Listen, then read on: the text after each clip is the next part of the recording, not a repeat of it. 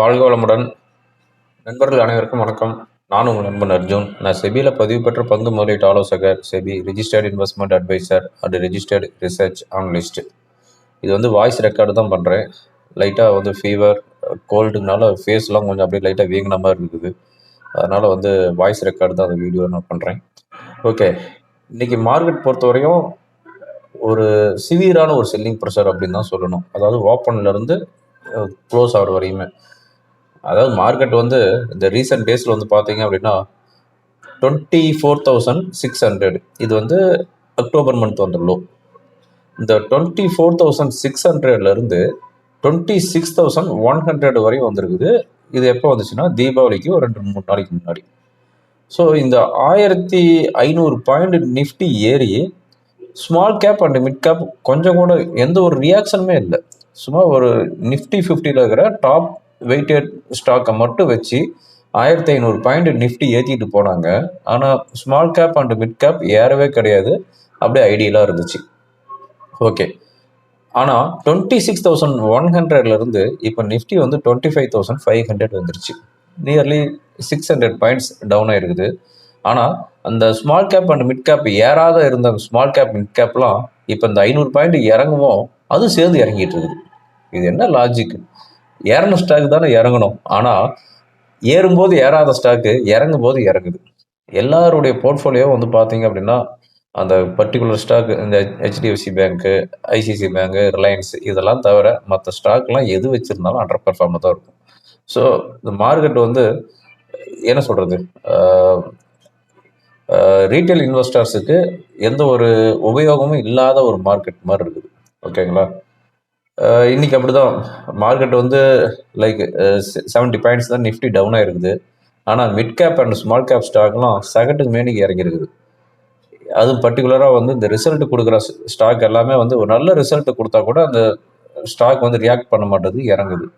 Example சொல்லணும் அப்படின்னா Cannes இன்னைக்கு வந்து நல்ல ஒரு ரிசல்ட் எஸ்டர்டே கொடுத்துருந்தாங்க. இன்னைக்கு வந்து ஆல்மோஸ்ட் 5 to 7% இறங்கிருக்கு. ஸோ ஸ்டாக் பொறுத்தவரையும் இறங்கிறதுக்கு ரெடியாக இருக்கிறது, ஏறுறதுக்கு எந்த ஒரு ஸ்டாக்குமே வந்து ரெடியாக இல்லை அப்படிங்கிறது தான் நமக்கு வந்து கிளியர் கட்டாக தெரியுது. ஓகேங்களா? ஓகே, இன்னும் ஃபர்தராக இதை பற்றி டிஸ்கஸ் பண்ணலாம். இப்போ ஃப்ரைடே, அதாவது நார்மல் ஃப்ரைடேவாகவே நமக்கு வந்து இறங்கும். இப்போ மார்க்கெட் வேறு நல்லாவே இறங்கிட்டு இருக்குது. இந்த ஃப்ரைடே என்ன நடக்க போகுது அப்படின்னு தான் பார்க்கணும். ஏன்னா மோஸ்ட் ஆஃப் த ஃப்ரைடே வந்து மார்க்கெட் இறங்கிட்டு தான் இருக்குது. ஓகேங்களா? ஸோ அதையும் பார்க்கணும். நிஃப்டியோடைய இப்போ ஸ்ட்ராங் சப்போர்ட் என்ன, ரெசிஸ்டன்ஸ் என்ன,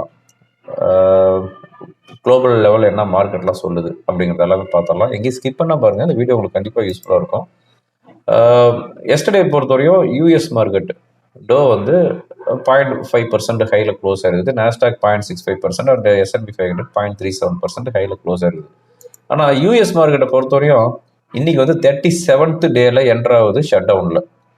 ஓகேங்களா? 37th டேவாக வந்து யூஎஸ் கவர்மெண்ட் ஷட் டவுனில் தான் இருக்குது. ஆனால் மார்க்கெட் வந்து அவங்க வந்து பெரிய கொலாப்ஸ் ஆக கிடையாது.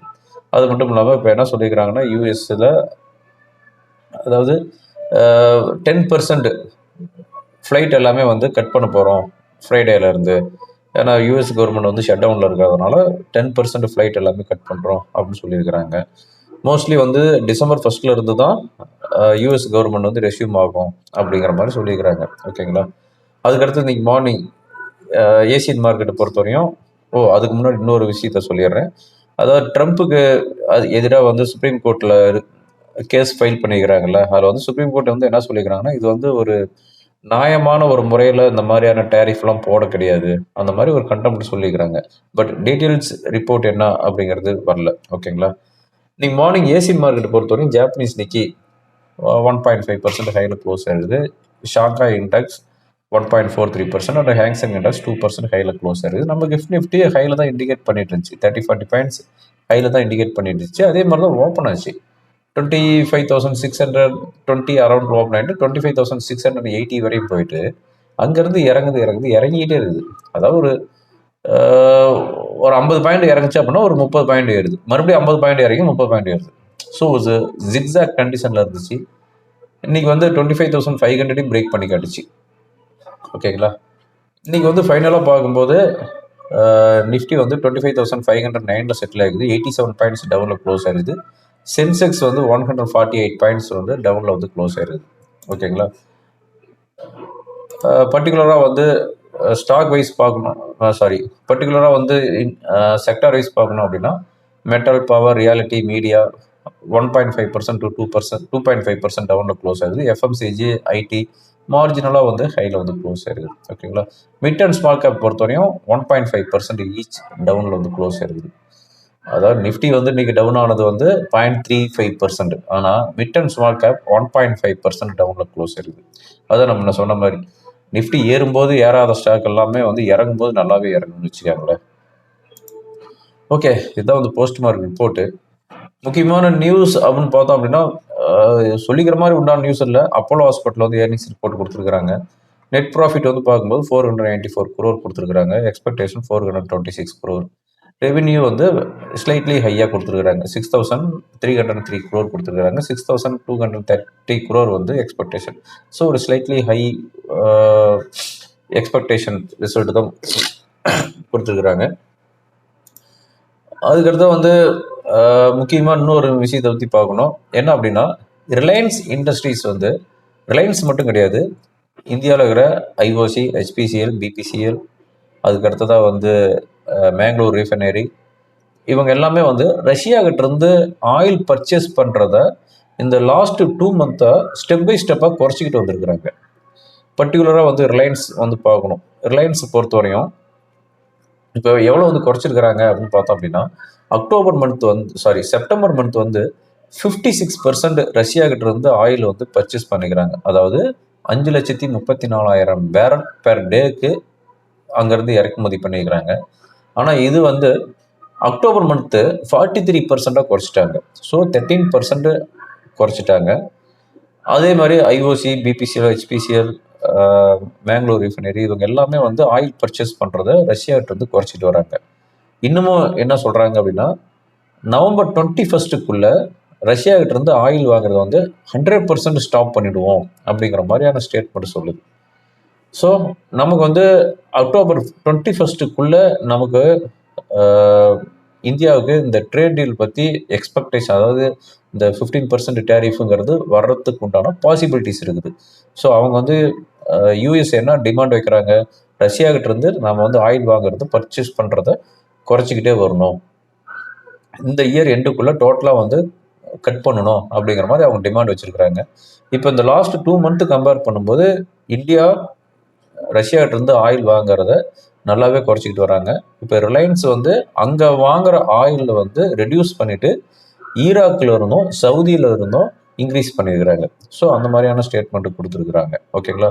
ஸோ நமக்கு இதெல்லாமே நம்ம வந்து குறைச்சி காட்டுறோம் அப்படிங்கிற பட்சத்தில் நமக்கு வந்து இந்த ட்ரேட் டீலில் வந்து ஏதாவது ரிலாக்ஸேஷன் கிடைக்கிறதுக்கு உண்டான பாசிபிலிட்டிஸ் இருக்குது. மோஸ்ட்லி நவம்பர் 21 நமக்கு இதுக்கு உண்டான ஒரு அனௌன்ஸ்மெண்ட் கிடைக்கலாம் அப்படின்னு வந்து எதிர்பார்க்குறோம். ஓகேங்களா. ரைட்டு. இப்போ ஓவராலாக நம்ம மார்க்கெட் எப்படி இருக்குது அப்படின்னு பார்த்தோம் அப்படின்னா என்ன சொல்கிறது, கொஞ்சம் கூட ஸ்ட்ரென்த்தே கிடையாது. 26,100 போன நிஃப்டி அங்கேருந்து இப்போ 600 பாயிண்ட்ஸ் இறங்கிடுச்சு. 25,500. இப்போ கொஞ்சம் கூட ஸ்ட்ரென்த் இல்லை. இப்போ ரீசெண்டாக வந்து லாஸ்ட் வீக் நான் என்ன சொல்லியிருந்தேன், 25,700 சப்போர்ட் சொல்லியிருந்தேன் வீக்லி அனலைசிஸ் ரிப்போர்ட்டில். 25,700 கீழே 500, தென் 315 சொல்லியிருந்தேன். இன்றைக்கி வந்து 500 வந்துருச்சு. இப்போ இருக்கிற நெக்ஸ்ட் சப்போர்ட் அப்படின்னு பார்த்தோம் அப்படின்னா 25,350 தான். இது வந்து அக்டோபர் 15 வந்த அந்த டாப். ஓகேங்களா. அது டெக்னிக்கலில் காட்டுற பாருங்க. ஸோ இப்போ வந்து ஏதாவது ஒரு ரேலி வரும் அப்படின்னு எதிர்பார்த்தோம் அப்படின்னா 25,600 to 700 இதுதான் மேக்ஸிமம் வரலாம். ஏதாவது இந்த ட்ரேட் டீலில் வந்து ரிலாக்ஸேஷன் பண்ணாங்க அப்படின்னா வேணால் மார்க்கெட் வந்து ஒரு பவுன்ஸ் ஆகும். ஆனால் அன்டில் தென் மார்க்கெட் வந்து ஹையர் லெவலில் ஸ்ட்ரென்த்தே கிடையாது. ஃப்ரெஷ் பையிங் வந்து அவாய்ட் பண்ணுங்கள். நான் ஒரு கிளியர் ட்ரெண்டுக்கு வர வரையும் வெயிட் பண்ணுங்கள். ஓகேங்களா. மார்க்கெட் ஏறும்போது ஏறாத ஸ்டாக் எல்லாமே வந்து இறங்கும்போது நல்லாவே இறங்குது. அதனால் வெயிட் பண்ணுங்கள் ஃபர்தராக. ஓகேங்களா. ஹையர் லெவலில் வந்து காஷியஸாக இருக்கிறது பெட்ரு. ஓகேங்களா. இதுதான் வந்து இப்போ இருக்கிற ஒரு அட்வைஸ். ஓகே, இப்போ டெக்னிக்கலாக என்ன இண்டிகேட் பண்ணுது அப்படிங்கிறதையும் பார்த்துடலாம். இப்போ நான் பார்த்துட்டு இருக்கிறது நிஃப்டியோடைய டே கேண்டில். அதாவது நிஃப்டி வந்து இங்கேருந்து நல்லாவே ஏறிச்சு. 26,100 போகும்போது என்ன எதிர்பார்த்தோம், ஆல் டைம் ஹை வந்து பிரேக் பண்ண எதிர்பார்த்தோம். ஆனால் பிரேக் பண்ணாமல் அங்கேருந்து ரிவர்ஸ் ஆனது. அதாவது இந்த லைன் பாருங்கள், 25,700 வீக் அனலைசிஸ் ரிப்போர்ட்லாம் போட்டிருந்தேன். இந்த 25,700 கீழே வந்துச்சுன்னா 500 தென் 315 சொல்லியிருந்தேன். இப்போ அந்த 25,500 எக்ஸாக்டாக வந்து க்ளோஸ் ஆயிருக்கு. ஸோ இங்கேருந்து ஏதாவது ஒரு ரேலி போகுது அப்படின்னா 25,600 to 700 வரையும் போகலாம். பட் இந்த லெவல் வரும்போது மறுபடியும் வந்து காஷியஸான லெவல் தான். ஓகேங்களா? ஸோ இப்போ வந்து இந்த 25,500 கீழே வந்துச்சு அப்படின்னா நமக்கு வந்து 25,330 to 350 வரை வரத்துக்குண்டான பாசிபிலிட்டிஸ் இருக்குது. ஓகேங்களா? ஸோ ஹையர் லெவலில் ரொம்ப கான்ஷியஸாக இருங்க. பேங்க் நிஃப்டி என்ன இண்டிகேட் பண்ணுது அப்படின்னு பார்த்தோம் அப்படின்னா, பேங்க் நிஃப்டி பொறுத்தவரையும் பாருங்கள் இந்த ரேஞ்சுக்குள்ளே தான் இருக்குது.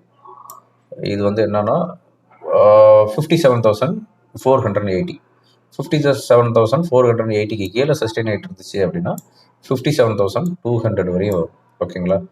இப்போ இருக்கிற ரெசிஸ்டன்ஸ் பார்க்கும்போது 57,700 தென் 900 இது வந்து ரெசிஸ்டன்ஸாக ரியாக்ட் ஆகும். ஓகேங்களா?